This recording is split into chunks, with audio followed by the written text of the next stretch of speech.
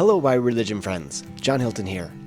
One of my vivid memories from my freshman year at BYU occurred on a Saturday evening in September when there was a General Relief Society meeting. Obviously, I didn't attend the meeting, but members of our ward gathered together afterwards. I still remember talking with Ondalyn, a woman in my ward. She was so excited about a proclamation that had been read at the meeting. It was the coolest thing, she told me, and I was excited to learn more about it. I later learned that what Ondalyn was so excited about was the family, a proclamation to the world. When I first read it, I didn't understand how significant it was. For example, phrases like, marriage between a man and a woman is ordained of God seemed obvious to me, and I thought to everyone else. As a young college freshman, I had not foreseen what the First Presidency and Quorum of the 12 had foreseen. These watchmen on the tower had seen danger where I had not. In fact, just before reading the family proclamation, President Hinckley stated, with so much of sophistry that is passed off as truth, with so much of deception concerning standards and values, with so much of allurement and enticement to take on the slow stain of the world, we have felt to warn and forewarn. As I think about Ondalyn and her excitement at hearing this proclamation, I feel so happy that this was read in a General Relief Society meeting. The prophet was showing the women of the church how absolutely important they were. They were validated, they had a voice, they were visible to the world, and he wanted that proclamation read at that meeting. And to me it's interesting now looking 30 years now later, and there tends to be a little bit of negativity, like why would they do it at a women's meeting instead of at a general conference? I don't know all the reasons why, but from Elaine Jack's perspective, as the president of the Relief Society, of the largest women's organization in the world, it was a sign to the women that God knew them, and his prophet completely validated all that they were doing. And this most important document, the Proclamation on the Family, was to be read among the women. In today's episode, we'll explore insights from Sister Aileen L. Jack, who was the General Relief Society president at the time the family proclamation was given. I'm your host, Professor John Hilton, and this is Why Religion. Each year, religion professors at Brigham Young University produce hundreds of publications on subjects related to the Church of Jesus Christ of Latter-day Saints. This podcast brings this research into one place to enlighten the everyday seeker of truth. Seek learning, even by study and also by faith. Interviewing the author, we discuss why this study was done, why it matters, and why the professor chooses to be both a scholar and a disciple. This is Why Religion. Research to enlighten your mind and strengthen your faith in Jesus Christ.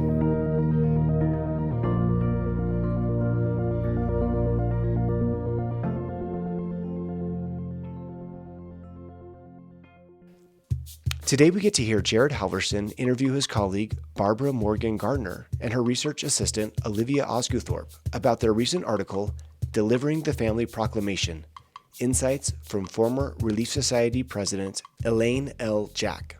I'm excited for this discussion. Let's dive in. The two of you team taught us all in an amazing article that was published in The Religious Educator last year about delivering the family proclamation, insights from former Relief Society President General President Aileen L. Jack. Honestly, reading this article, talk about incredible access to be able to just be a fly on the wall in Sister Jack's home and have this conversation between you two and her. It felt there was an intimacy there that I was a little jealous. I couldn't be that fly. To be frank, we probably had close to 10 personal discussions with her regarding this conversation. Mm-hmm.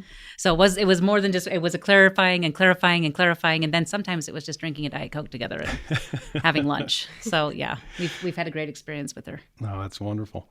Well, let's dig into it then, because like I said, the article was about the family proclamation, but specifically about its deliverance. Could you talk a little bit, first of all, about what got you interested in this topic, what went into the research, how the two of you worked together? I'm interested also, Olivia, in your take, because it's exciting as a college student to be able to have your name in print and work alongside a professor. And probably more important, at least for me, for Liv, was having her have the experience to be with Elaine Jack and have a personal relationship with her as we were going through this process. So it was remarkable, yeah.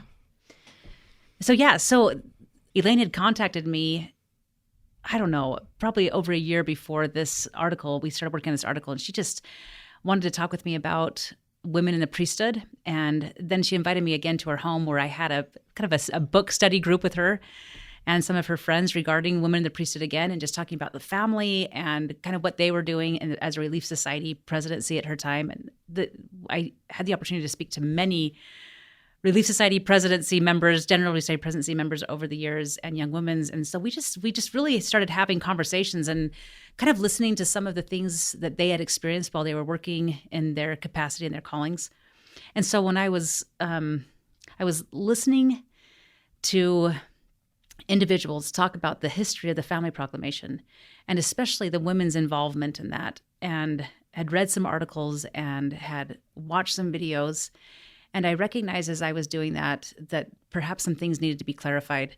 And so I just called Elaine and said, Elaine, there's some things that are being said about the Family Proclamation and how it was delivered. I think that there are some inaccuracies that you perhaps want to clarify. And I could barely get the question out of my mouth before she was asking me to get up to her house immediately and have some interviews. And she specifically asked if this could, in her world, be not necessarily corrected, but seen from the view of the president of the General Relief Society at the time. That's what we did. We went to her home and just talked to her about her presidency and discussed many topics, and then focused in primarily on the Family Proclamation and what she remembered.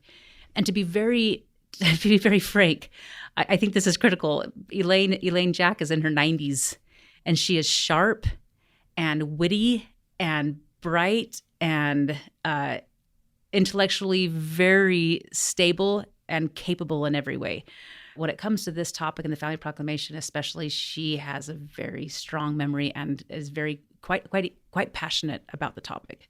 Well, what I love about that it gives us some essential context. I mean, we're coming up on the 30-year anniversary of the Proclamation of the World on the Family, and that it was delivered in 1995 at the General Women's Meeting. For those that aren't familiar with the backstory, I mean, that's the moment it comes onto the scene, right? It's announced there at this meeting of the General Relief Society, and Sister Jack is in charge of that meeting, right? It was, and she will say, it's her meeting. It was a meeting that she was prepared for. It was her meeting. She had put all the ducks in a row and was really working hard. For her, that was something that she cared tremendously about. Wouldn't you say that, Liv? Yes, for sure. And even more than her memory, a lot of times in our article, we're using her journal. A lot of our interviews we have these videos of her reading her journal entries from that time to us, and that's a lot of what we use in our article. She kept such great records during her presidency. And you know what, Liv, you bring up a really good point. When she was reading, she would say, I'm not exactly sure on that date. Well, that date was almost 30 years ago, right? Like, I can't remember any dates. But she would say, but I miraculously kept a journal that was quite detailed at that time. And then she would just go and she would, say, Barb, Liv, would you get that journal for me? And then some of the most beautiful things, Jared, is when she would actually just take her journal and she would just read it. And she would do it quite emotionally with many tears and just like. And then every single time we would interview her, she would testify of the prophet, of her calling, of the Lord. I mean, she couldn't help herself but just testify of the Family Proclamation and her role and responsibility, but especially of the prophet. She has such a strong testimony of, at that time, President Hinckley, but also today of President Nelson. I love the thought, especially Liv, of you, who I'm guessing was not alive in 1995. Am I right? No, it's not. To have grown up in the era when everybody knows the Proclamation to the World on the Family, but to have been there to capture historically the moment, right? And to hear it firsthand, to read it from the records of the moment. I mean, as a historian, that sends goosebumps, right? My parents hadn't even met in 1995. 1995 General Relief Society meeting is important for the whole church, and it's something I actually hadn't even realized that it was given in a Relief Society meeting until I started this project. And that context we need to understand where it came from and why we hold it so dear, not just from a doctrinal standpoint, but from our own historical standpoint. I was struck by your article that the First Presidency in the Quorum of the 12 had been working on the proclamation for years. Meanwhile, Sister Jack and her presidency had been talking about family and its importance for years as well. So it's almost these parallel lines that converge in this beautiful moment. Can you speak a little to that? Yeah, I think it's important too to know. I mean, we're talking post ERA. There's things that are happening as a result of ERA. We have the White Conference on Families that was happening throughout the 1980s, and we have a lot of politics going into family. Then we also have the World Conference on Families that the leaders of the church were very interested in. BYU was sending professors to these world conferences on families. And frankly, the women this Relief Society presidency hadn't traveled a lot. President Hinckley actually asked them, have you had a chance to travel? And they say, we haven't traveled as much as we'd like to. And he says, you need to get out there. You need to get among the women. You need to travel and get everywhere you possibly can. President Hinckley was very concerned about the women of the church. And obviously so was Elaine. So the Sherry Dew says, I talked to her, and she has a book entitled this now. But when I was talking to her, I said, help me understand a little bit was what you were seeing as one who has done some biography, on President Hinckley, but also one who was very much involved at that time. And she said, the Family Proclamation is absolute evidence that prophets can see around corners. Some of these things that at the time may not have been as big of a deal, but that have become a very big deal today. It was amazing to recognize the role that these women leaders played Absolutely. in helping extend that vision. That to me was profound. We're talking about this meeting, right? The General Relief Society meeting, but there was a meeting before the meeting that your article spends a lot of time in. Could the two of you talk a little bit about the significance of that meeting, that pre-meeting meeting? Yeah, I'll start it, and then Liv, you keep adding whatever you would like to in there. This was a big deal. President Benson had been the prophet of the church until 1994. And then we have President Hunter, 1994 to 1995. And now we have President Hinckley. For this period of time, there wasn't a lot of opportunity for the General Relief Society presidency to be speaking specifically with the First Presidency. Elaine had talked a lot about opportunities to speak with members of the Quorum of the 12 and their report and opportunities to receive help and to be also asking for guidance and those kinds of conversations. But with actually the First Presidency, they hadn't had that opportunity, mostly due to just the nature of the health of the previous prophets and members of the First Presidency. So at this time, President Hinckley asked, I would really love the opportunity to be able to speak with you as the General Relief Society presidency. And I have some questions. I have some things I'd like to talk to you about. Well, just previous to this, Elaine and her counselors, Chieko Okazaki and Aileen Clyde, were working on this women's meeting, and they had tried to produce a video of sorts that was really showing the struggles of women. And Elaine she just really wanted to show what women in the church were like throughout the world. But it seemed that to her, the nature of the video was becoming a little bit too negative. And she didn't feel comfortable with it. There was a point she just did not feel comfortable with it. And the video had a chance to go through some other eyes of correlation, and then through some other leaders. And the general feedback that she got was, is this really the direction you want to go? And she just says that she didn't feel good about it. And it just kind of put an end to it. The problem with that, though, is that they had a good 12 or so minutes that the video was supposed to take that they no longer had filled. And Elaine, she is a very meticulous person. She wants, if she's going to start at 12, and the meeting starts at 7, it starts at 7. If it's supposed to end at 8, it's going to end at 8. And also the church had paid for airtime. I'm talking about satellites. And so it was just an extremely well-prepared meeting. And so she had been praying and thinking and talking with her counselors, how do we fill this time? They didn't have an answer yet. President Hinckley then calls and asks for them to meet together. And in this meeting, President Hinckley mentions to them, first of all, thank you for meeting with me and all these things. And they were there with President Faust and President Monson and also President Oakes. Mm-hmm. And in this conversation, they were just talking about, he asked, what is your plan on, what do you each plan on speaking on? And they each talked about how they were talking about different parts of the family. And he just said, the brethren and I have been working on this document.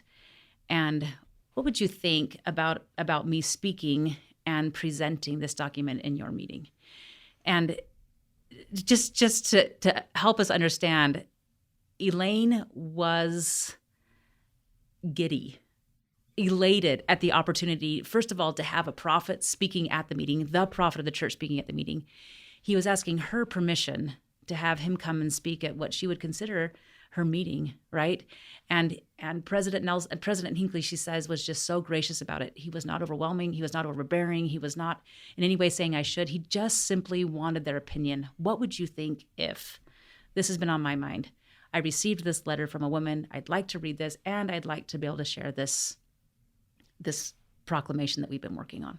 We hear often about this principle of scattered revelation, right? And counseling in our councils and everyone bringing their piece of the puzzle together. And what a beautiful scene to picture the prophet wrestling with things and the first presidency in the Quorum of the 12, wondering about things, and then meeting with these incredible sister leaders and feeling all together, it's go time. Yeah, you know? And you know what, Jared? I know there's a little bit more history to this, and I know that Liv can share a few more things on that topic of that meeting. And also, Liv, if you wouldn't mind, even like what were the other women thinking at that time, according to Elaine's journal and according to their own writings? I think this is a really interesting presidency. I loved when I was reading through Sister Okazaki's journals and Sister Clyde's, some of the interviews she's given. They cared for each other a lot, and they also took counsel from each other a lot. And so counseling with your counsels, it was Sister Clyde that said, Chieko and I gave Elaine a hard time in that we spoke our minds. So when matters came before us, when we brought matters forward, believe me, the three of us really worked it through, asking every question we knew how to ask one another so that we'd be prepared. And time again, Elaine would say, I don't think we should go into that. But we'd say, Elaine, we have to tell you how we feel or what we think. And Elaine, I have to tell you what I think, but I trust you completely to decide. You're the president. You decide what you are to do about it. What you are to do about it. But I will continue to tell you. And then she continues and says, there was never, I cannot remember one moment of a contention or oh boy in the eye roll. Not at all. And I credit Elaine with that. She was that kind of leader. She could hear things. Sometimes they were upsetting. Sometimes they just wasted her time. But even so, she didn't stop it. She invited it. And that's one of my best memories of my 7 years with her. And Who was that by again? That's from Aileen Clyde. I think that just really speaks to how they worked with each other and how they approached these issues with the family in their own work in the Relief Society, but then also with the proclamation. And they, especially President Jack, was really good at taking all of the different issues that were at hand, like the video, and discerning whether or not that should be shared. And then the Lord came or the Lord had been preparing things, obviously, through the proclamation for them to have in that meeting that had so much to do with what they had been deliberating about and discussing in their presidency. Thanks, Liv. And I think it's critical that we do understand in this role as counseling is she, as Liv said, she counseled very carefully. She, even in her interviews with her, she would listen and listen and listen. And you could tell that she was formulating and kind of being guided. In her journals as well, it's interesting how many times that she would mention that she had prayed about something or something was weighing on her mind and she couldn't resolve it yet. And so she was still patiently waiting. So she was counseling with her counselors very carefully, and she was counseling with the Lord very carefully. And I think it's critical in the interviews that we have had with her that she would say a number of times, I was the president. And she didn't mean that in a I'm in control or I'm in charge or, I'm higher than everybody else. It was just simply, I had a responsibility. I was a General Relief Society president of the church. And sometimes the Lord would just let me know. And then I'd go back to my counselors and they'd counsel together. And she'd also say sometimes, and she'd just say, I also had conversations with other people as the president of the Relief Society that perhaps everybody wasn't aware of, and she didn't say it in ways that, again, were demeaning at all. It was just simply, I was the president. The statement from the journal that you read, Liv, was so powerful. Another one that you two included in the article was from President Jack, and she wrote in her journal, I felt it was of great significance that it would be read during this meeting to the women.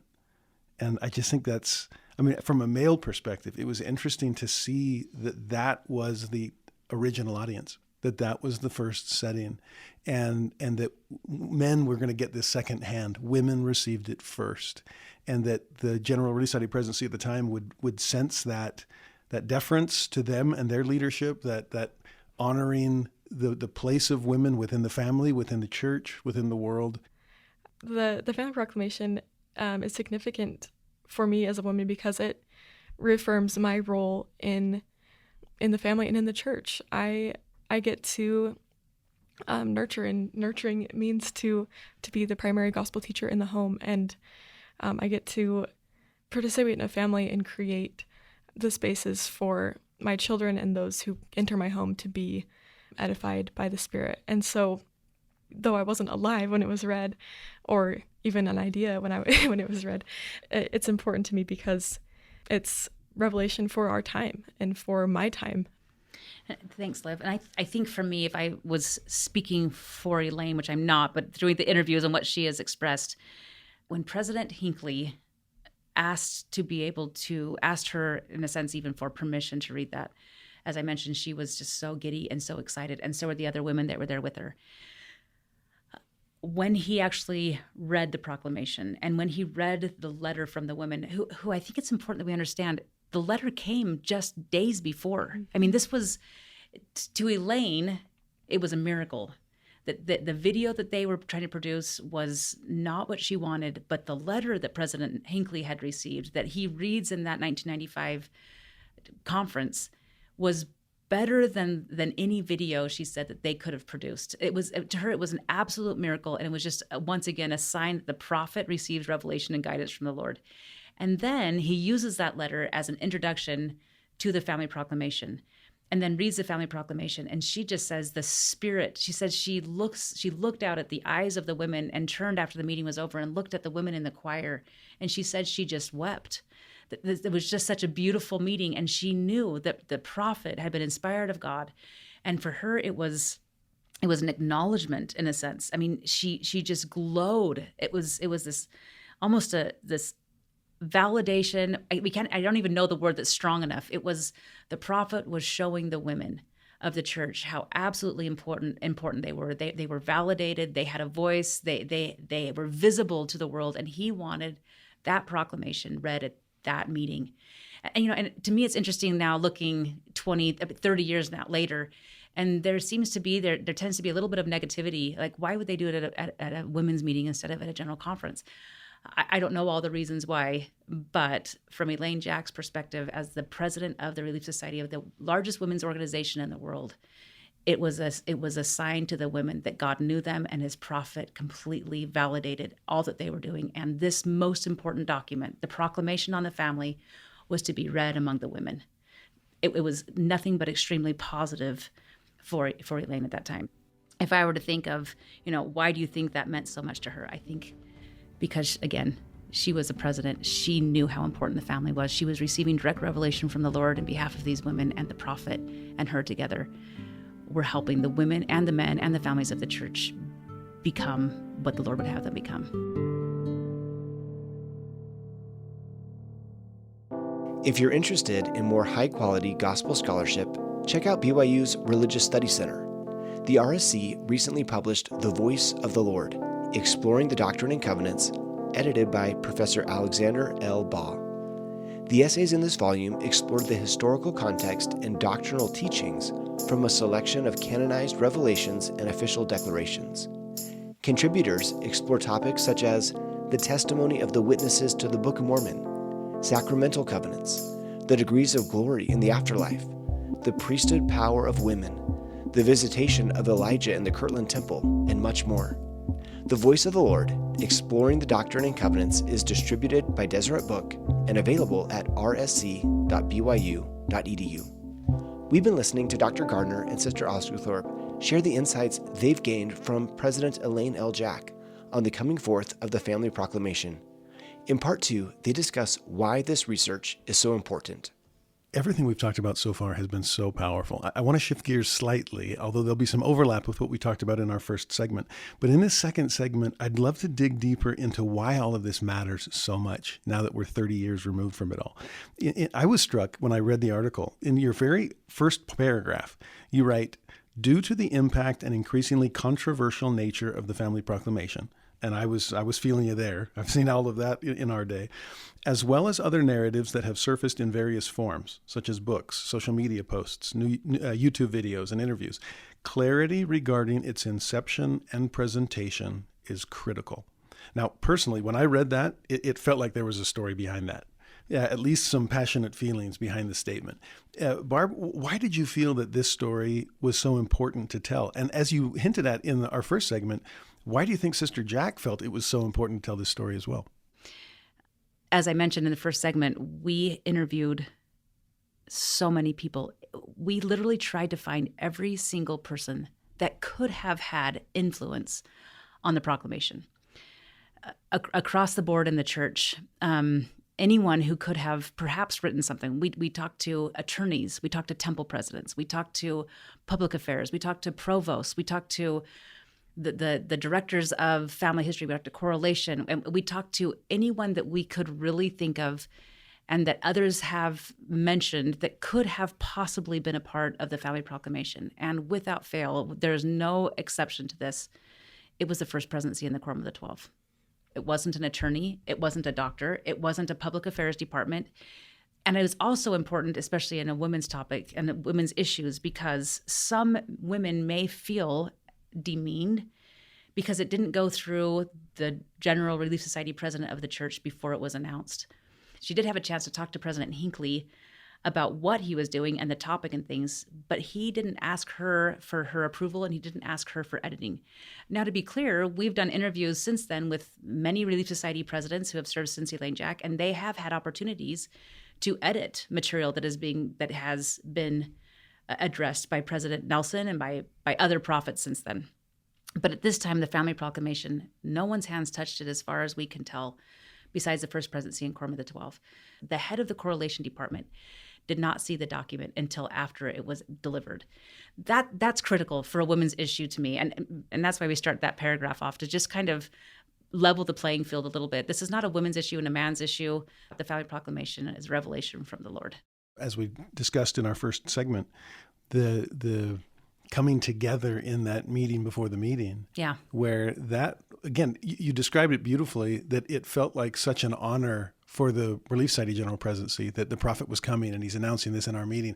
But it reversed the flow of that honor. Yeah. And in some ways, I got the impression that President Hinckley himself was grateful for the inspiration that was coming through these three sisters to confirm to him a decision that, frankly, he hadn't been able to make yet. Even with counselors and Quorum of the 12 apostles, he's not sure when he's going to present this, right? Elaine actually says that President Oaks says to them as they're leaving the meeting that he believed that President Hinckley had made that decision while he was sitting with them, that he had been trying to decide, he'd been praying about it, he'd been, as you said, he's been counseling with other people, but it was during the actual meeting with the women that President Hinckley made the decision, this will be read at that women's conference. Beautiful. So some confirmation came in that moment. Exactly, Yeah. exactly. In fact, if I can read the quote, Yeah, please. You put it in your article. Elder Oaks is there, right? He's the apostolic fly on the wall. He gets to be there. But after the meeting, he pulls these sisters aside and just points out what a historic moment they just had, Yeah. the five of them together, or however many there were with the first presidency. He said, I have never seen a prophet make a decision in a meeting like that about something we have spent a year with, and we didn't know how to advise him as to when. That's kind of mind-blowing. What do you think it was about that meeting with the Relief Society General Presidency that helped bring President Hinckley the inspiration that he needed? I think a lot of it was that work they'd put in throughout their 5 years as a presidency. They were called in 1990, and they had done all this work when they were out visiting the women and then also in focus groups and just understanding where they're coming from. And they were so concerned about women. And when the prophet asked them about how the women were doing, they knew. And I think that's really important. Sometimes we come up to things and we're not prepared, but those women were so prepared to answer those questions. And they were ready when the prophet needed to be counseled. It's the phrase we've heard so many times. It's information inspires inspiration. And I haven't talked, nor did we interview President Hinckley on this topic, so I don't know exactly what the Spirit told him and how he felt that. But to Liv's point, I think that he was having an experience where not only was he seeing and experiencing all that they had studied and all the preparation, but he was also aware of this video that was no longer going to be shown. I would imagine that he thought in some way, this is more than just happenstance that I got this incredible letter and that I have this family proclamation ready to go in this time. It was almost like the perfect time, the perfect place, the perfect hole to be filled. And he was the prophet. The Lord just took all of these different components, put them together into one, and it just seems as if there was a very joyful confirmation of what should happen. Sounds like divine orchestration. Yes. It's like ding. Yeah. Right. Well, Elder Bednar's talked about that real inspiration comes when you ask the right kind of question to the right type of person, right? Absolutely. And it just seems like it was this confluence of the right disciples on the right issue at the right time, and the revelation came. Well, and we talk about counseling a lot. Counseling as if we're trying to decide what activity to have for the young adults, or what kind of family activity, or there's so many different types of counseling, but the primary purpose of counseling is to know the will of the Lord. He's talking with these women and trying to, as Elder Oaks talks about here in this article, in the process of counseling, it seems as if President Hinckley is listening to the will of the Lord, and the Lord has spoken. Beautifully put. Yeah, one more thing to ask you about, though. Since that meeting in 1995, we have seen amazing developments continue. This is the ongoing restoration that President Nelson talks about. And developments, particularly in terms of how women and men work together to lead the church. This is true on the local level in ward councils. This is true on the general level, leading the entire worldwide church. And I'm curious, from the two of you, having done this project together, what did it teach you about the kind of synergy that we're seeing more and more of between women and men making decisions together? I think one of my favorite definitions of synergy is that 1 + 1 = 3. And so when we bring people together that want to work together, you can have more than just 2. You can have 3. Obviously, I've grown up in this developing church, in this time where the prophet is asking us to speak up and speak out, and studied Section 109 and these different parts of the Doctrine and Covenants. And the thing that I've learned as I've worked in ward councils in my YSA is that we need everyone's voice to have that kind of synergy. And I think that's something we find in these meetings with Elaine Jack and her counselors, is that they all were able to speak in this meeting with President Hinckley. It wasn't just President Jack relating all this information they had. She had both Sister Clyde and Sister Okazaki speak to the things that they'd found as well. And a council works best when each of its members are heard. To be edified, to have synergy, each voice needs to be heard. Beautiful, especially coming from the rising generation. We're so grateful for your voice, Liv. Yeah, thanks, Liv. And I was thinking, I asked Elaine multiple times just to make this point. Elaine, did anybody actually care about your opinion? Like, did you feel like you could really talk? Did you feel like you could be yourself? Did you feel like you could ask hard questions? Did you feel like you had to just be a bureaucratic woman and just, keep the door shut, and every once in a while it might open and you could whisper something in there and not say too much and not say too little? Did you feel demeaned in that? And without fail, she laughs. I mean, what do you think I am, a shrinking violet? I mean, she just, when you get to know Elaine Jack, you know that any type of philosophy or any type of stereotype towards a woman as a generally studied president in the church that in any way is negative, or that they're just trying to speak according to what they should say, is gone with Elaine Jack. The woman is going to speak her mind. She has very strong opinions. She's very well educated. She is not intimidated by anyone. She's extremely confident. One of the things that I think is critical is it takes humility, and it takes covenant confidence, as we've heard recently in General Conference, for women and men, and women and women, and men, and youth and adults, and everyone else to be able to counsel together. And that happens at a local level in a ward. It happens in a family between a husband and wife. It happens with children, as the more we draw closer to the Lord, regardless of gender, age, societal background, any reason, covenant-keeping people yoked to Christ can do anything according to his will. And that's synergy at its finest. If you're interested in reading the article, Delivering the Family Proclamation, Insights from Former Relief Society President Elaine L. Jack, we've linked to it in our show notes and on our website, whyreligion.byu.edu. Here you can also find additional information about Professor Gardner and Olivia Osguthorpe, including some of their other writings. I also recommend you go back and listen to Dr. Gardner's previous Why Religion episodes, including the second ever episode on Why Religion, entitled Women and Priesthood, as well as episode 66, which is on Doctrine and Covenants, section 84, and the priesthood power of women. But for now, it's time for our last segment, part 3, where we get a little more personal. Here, Olivia shares what this project has meant to her. Liv and Barb, I have loved our conversation. Honestly, this has been so eye-opening and soul-expanding for me, and I'm so impressed with all of the legwork you did and the homework and the interviews and all of that to be able to bring this information to us. Liv, I got a question for you, because in this third segment, we usually get a little more personal. From your perspective, what was it like to be able, at your age, to dive into a project like this, to have a mentor on the level of Sister Gardner, and be able to do something that's changing history, that's recording history and making a difference? What was that like for you? It was so inspiring. I've always loved church history, and I actually came across Aileen Jack on my mission. She's part of the reason I actually stayed out.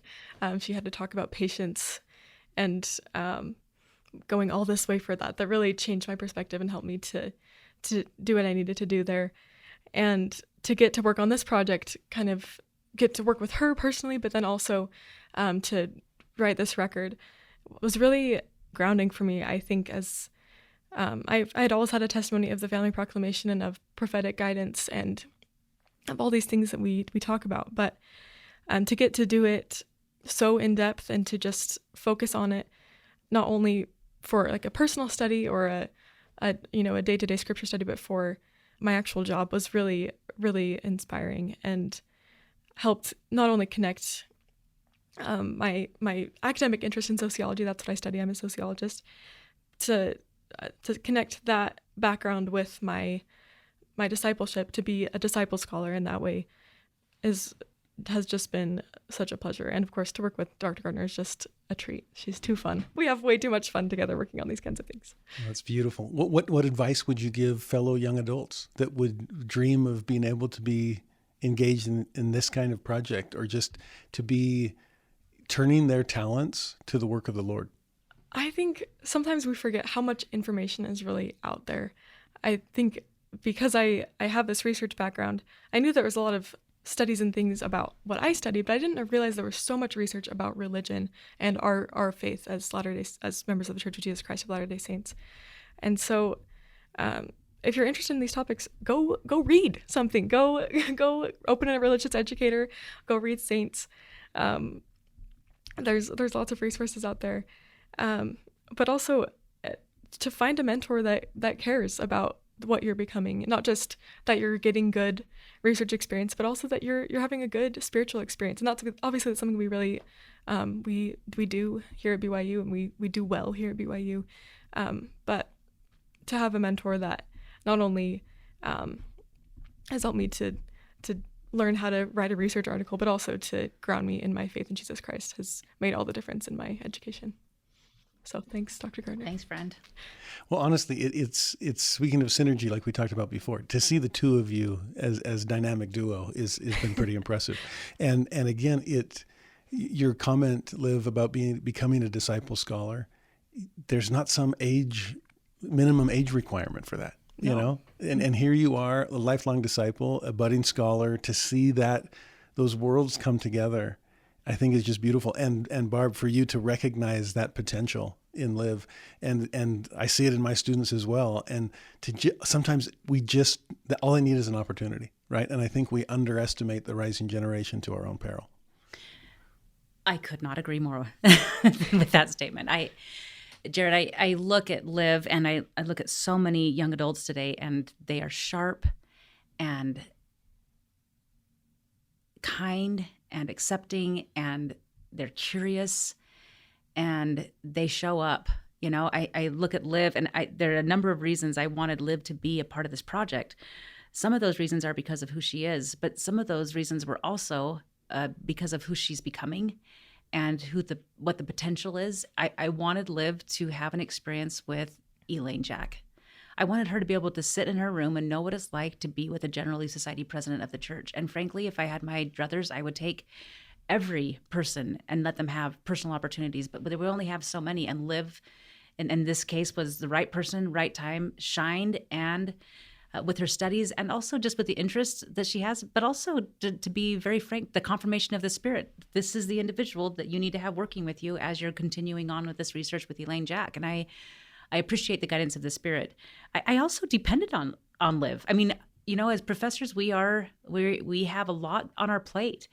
And I knew that Liv had the competence to not only do what I was asking her to do, but I knew that she had the ability to learn. I was just sending her to the University of Utah and saying, Liv, I'd like you to go find this. And she hadn't had some of these experiences.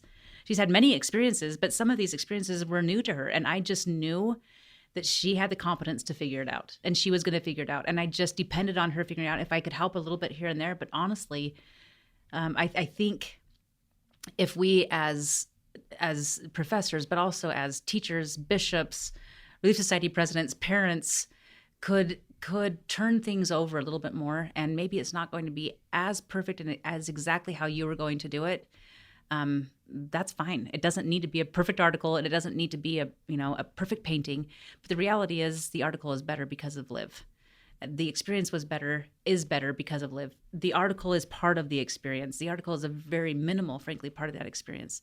We have growth as a result. We have relationships that came to fruition and will continue to go. Liv has been to Elaine Jack's house without me, right? I mean, they've had this relationship now that I think is critical. So yeah, as you're talking about what happens and sharing these opportunities with these young adults, I cannot emphasize enough.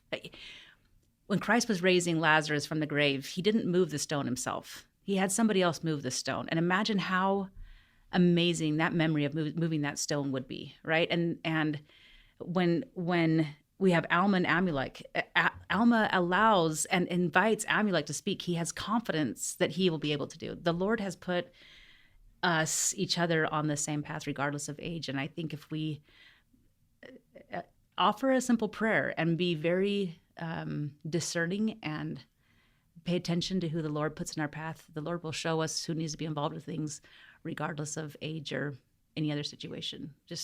And then the Lord will continue to guide in that process. Thank you, Barb. Honestly, I needed to hear that. Elder Maxwell used to say about the rising generation that sometimes they have so much done for that we've almost done them in. 100% agree with that. These return missionaries were helping people be converted to the gospel of Jesus Christ. They have studied their scriptures. They have paid a heavy price. They've proven their diligence and their effort. And sometimes they are coming home from their missions or coming home from other important activities and responsibilities. And we treat them as if they were our young children, as if they haven't had these experiences. They are ready to hit the ground running.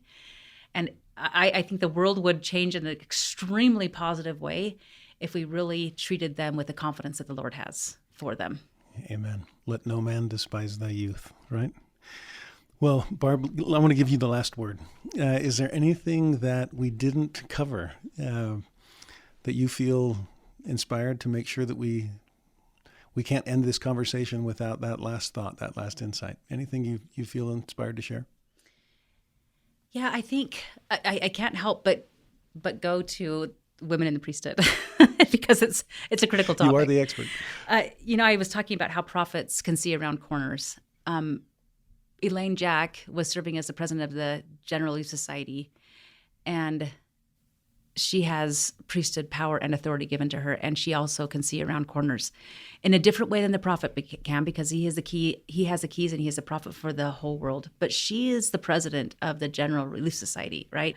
She also has power and authority to speak and act in the name of God, and that goes from, Emma Smith is the first in the Restoration, through all of these Relief Society presidents, through Camille Johnson, who is our president today. I have been beyond impressed and humbled by these incredible Relief Society presidents, young women's presidents, and their counselors.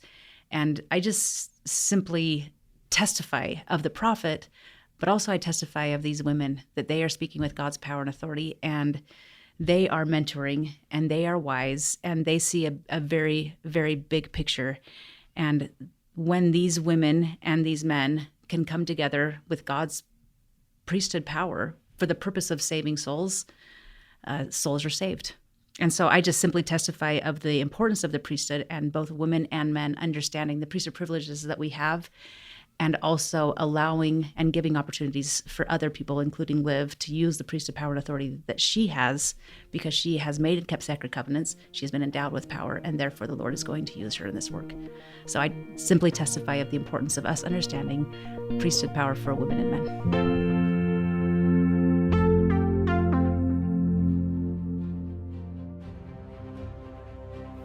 Thanks for listening to Why Religion. This podcast is a production of Religious Education at Brigham Young University in Provo, Utah. My name is John Hilton, the host and producer. The Why Religion podcast team also includes from BYU Religious Education, Professors Jenna Erickson, Casey Griffiths, Jared Halverson, Travis Searle, Ryan Sharp, Hank Smith, and Brad Wilcox. Promotional materials were created and distributed by Leanne Kopis and Katie King. Recording, mixing, and original music was done by BYU students Alec Galloway and Ethan Arkell. Original music and scoring for the Why Religion podcast was also created by the fabulous BYU student musicians Grant Cagle, Sam Clausen, Colette Jones, Alistair Scheuermann. If you enjoy what you've heard, please like and subscribe to Why Religion and leave us a rating. This really helps others discover the podcast. And join us next time as we continue to bring the everyday Latter-day Saint fascinating gospel studies done by BYU religion professors to enlighten your mind and strengthen your faith in Jesus Christ.